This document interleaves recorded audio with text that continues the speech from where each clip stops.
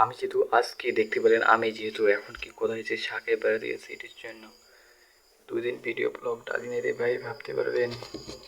2 দিন, কয়দিন, 2 দিন ভিডিও ব্লগ ডালিনি আপলোড, মাথার মধ্যে এত টেনশন বলেন না। ব্লগ ডালিনি টাইম আর কি, আমার কাছে ভিডিও ছিল, পরে দেখতেছি ভিডিওটাও কি হচ্ছে ডিলিট হয়ে গেছে। পরে কি অবস্থা হয়েছে আমার জানো, ভিডিও তো শ্যুট করছিলাম কিন্তু ভিডিওটা ডিলিট হয়ে গেছে পরে যেহেতু।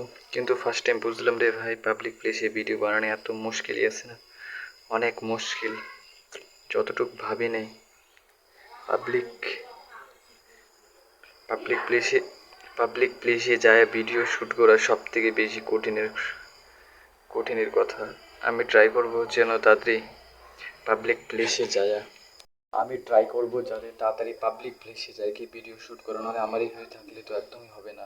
কিন্তু আমি আসলাম আলিপুর থেকে বীরপাড়া দিক চলে আসছি, ওইখান থেকে অফিসিয়াল একটা ভিডিও শ্যুট করতে পারতাম। কিন্তু আমি মানে কি যে ভাববো ভাই, কেন যে শ্যুট করলাম না এটা এখন ভাবতেছি, যেহেতু শ্যুট করলাম না এটা এখন ভাবতেছি কেন যে শ্যুট করলাম না, যেহেতু যাই হোক।